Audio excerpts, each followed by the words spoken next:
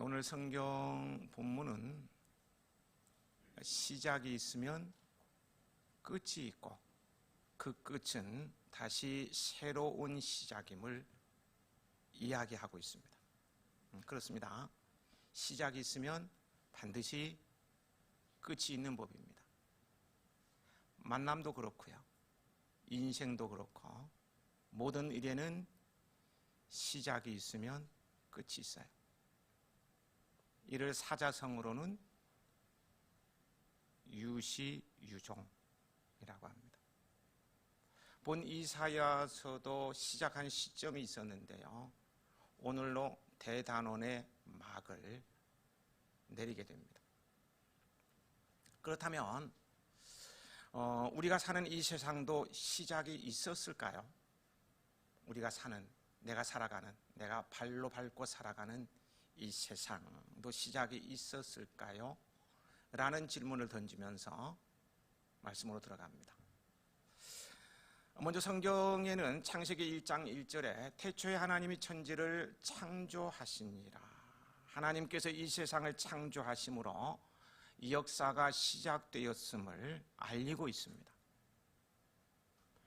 창조주의 존재를 믿지 않는 불신자들, 무신론자들이 있지 않습니까? 무신론자들의 경우에도요, 빅뱅이라 그러죠. 대폭발, 이 빅뱅과 같은 이야기를 통해서 세계, 이 우주의 시작점이 있다는 사실에 동의합니다. 세상이 어떻게 생겨났느냐라는 질문에 대해서는 이견이 좁혀지지 않고 있습니다만, 여전히 세계가 아주 오래전 특정 사건에 의해서 시작되었다는 점은 공유되고 있습니다. 그렇다면 이 세상에 시작이 있다면 끝도 있을까요? 사람들은 이 주제에 대해서 다양한 의견들을 내세웁니다. 어떤 이들은 세상이 끝없이 계속 되어질 것이라고 말을 합니다. 어떤 사람들은 지구 온난화 또는 핵 전쟁 등 이런 여러 가지 이유들로 말미암아서 인류의 역사는 끝날 날이 올 것이라고 이야기합니다. 그렇다면, 계속 그렇다면이네요. 그렇다면 성경은 어떻게 이야기하고 있습니까? 성경은 이 세상의 시작이 있었듯이요, 세상의 끝, 그 최후의 날이 있다고 분명히 이야기합니다. 뿐만 아니라 더 나아가서 최후의 날, 그 이후에 대해서도 이야기하고 있습니다. 그리고 최후의 날과 그 이후를 알리는 사건을 예수 그리스도의 재림이라고 이야기합니다. 성경은 그때가 되면 지금까지 지구상에 존재했던 모든 인류, 즉 그때까지 살아있는 사람들뿐만 아니라 아담으로부터 과거에 살다가 죽은 사람들까지 모두 다 부활해서 심판대 앞에 서게 된다고 말씀하고 있어요. 그리고는 하나님께 대항하고 예수님을 부인한 불신자들은 재판을 받아서 지옥에 들어가게 됩니다. 그러나 비록 완전하지 못한 죄인이지만요, 예수 그리스도를 구원자로 주님으로 믿음으로 의롭다함을 받은 성도들은 구원을 받아서 영원한 생명을 얻고 천국에 들어가게 됩니다.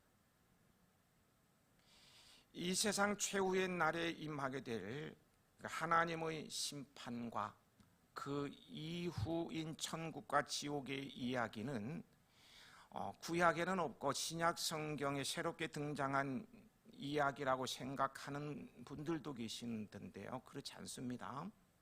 성경 전체에서요, 수차례 반복되어 나오는, 어쩌면 우리에게 있어서 가장 중요한 주제라고 할 수 있습니다. 오늘 함께 읽은 이사야 본문에는 바로 이 최후의 날에 심판을 위해 세상에 임하시는 하나님의 모습과 그 이유를 기록하고 있습니다. 15절을 함께 읽어 보시겠습니다. 보라,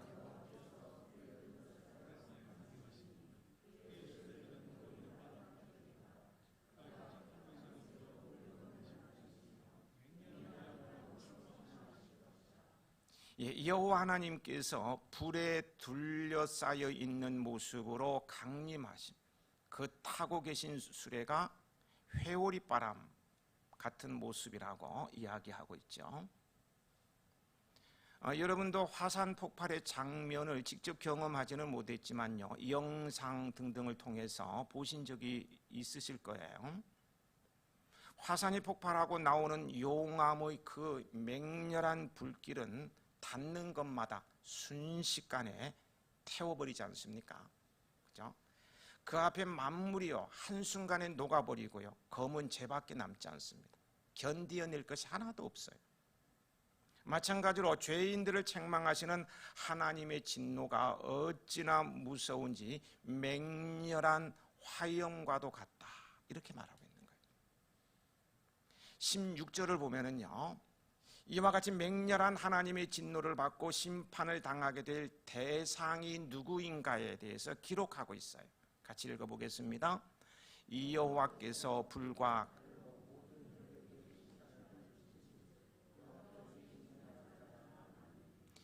이 여호와의 불심판, 칼심판을 받게 될 대상이 누구라고 말하고 있습니까?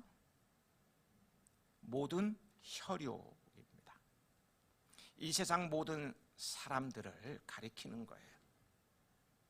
아무리 하늘 높이 혹은 바다 깊이 도망치려 해도요, 하나님의 심판은 그 누구도 피할 수 없어요. 이 심판에서 예외될 자는 하나도 없습니다. 심판을 베푸신 즉 여호와께 죽임 당할 자가 많으리니라고 했습니다. 엄청나게 많은 숫자의 사람들이 하나님의 맹렬한 심판 앞에 죽게 될 것임을 보여줍니다.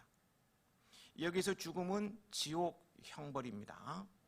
아담으로부터 예수님의 재림 때까지요, 모든 불신자들이 심판을 받게 된다는 거예요. 그 숫자는 우리의 상상을 초월할 것입니다. 어마어마한 숫자가 될 거예요. 하나님께서 심판하시는 자들을 16절에서 말씀해 주셨는데요, 그 자들이 어떠한 자들인지에 대해서 17절에서 더 구체적으로 알려주고 있는데요, 17절 같이 읽어보겠습니다. 스스로 거룩하게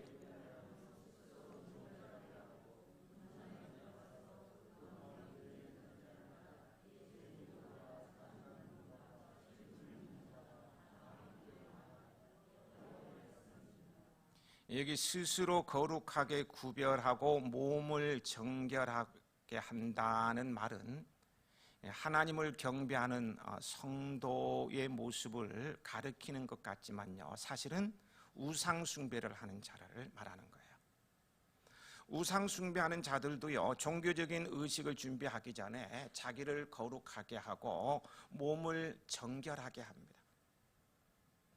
본문이 말하는 의식은 하나님께 드리는 예배가 아니라 심판을 받을 자들이 행하는 종교적인 행위를 이야기하는 겁니다. 이런 자들은요, 끝장이 날 것입니다. 하나님께서 쓸어버리시기 때문입니다. 돼지고기와 가증한 물건과 쥐는 부정한 것으로요, 하나님께서 싫어하시는 것들입니다. 우상을 숭배하는 자들이 이런 것들을 먹는다는 거예요.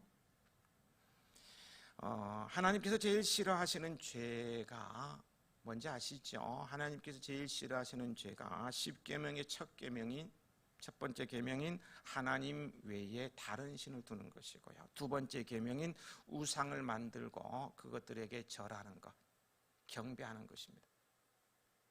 우리는 흔히 우상하면은 금과 은, 나무나 돌을 깎아서 만든 것이다라고 그냥 가볍게 생각하고 넘어갈 수도 있는데요, 그러나 사실요, 이 우상의 범위는 굉장히 넓습니다.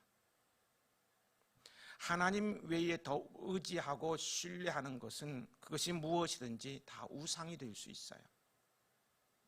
돈도 우상이 될 수 있습니다. 배우자도 우상이 될 수 있어요.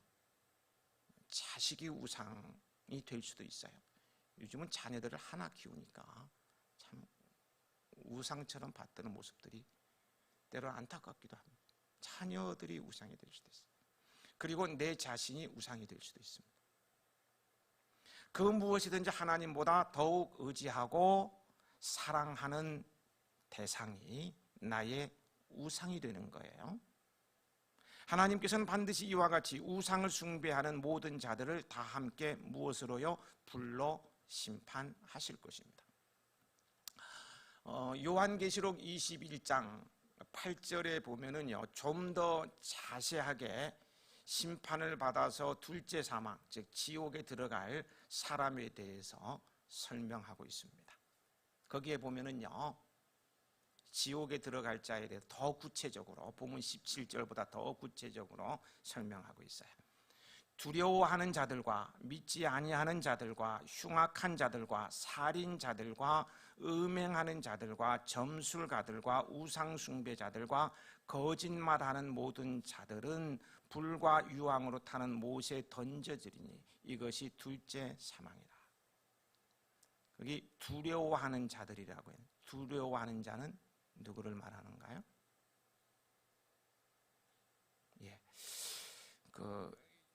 개인의 어떤 영달을, 개인의 어떤 안위를 위해서 예수님을 믿다가 배교한 배교자들을 말하는 거예요. 거기에 구체적으로 8가지 죄악이 나열되어 있는데요, 이 8가지 죄악 가운데 혹이라도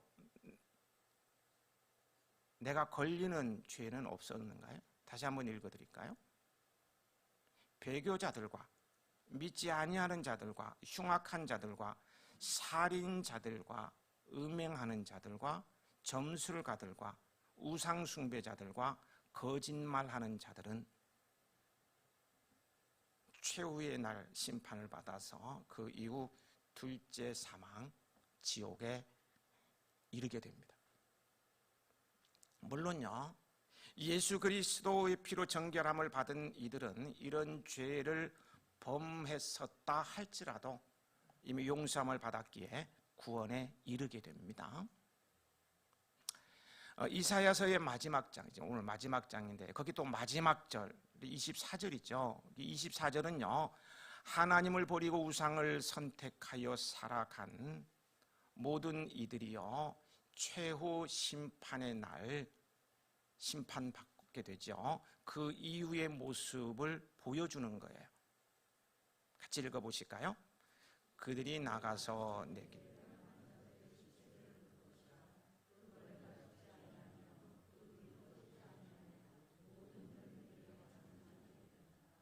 먼저 여기서 시작하는 그들은요, 구원받은 성도들을 가리킵니다. 마지막 날에 구원받은 성도들이 보게 될 참혹한 광경이 있습니다. 바로 불신자들이 받는 지옥 형벌의 모습입니다.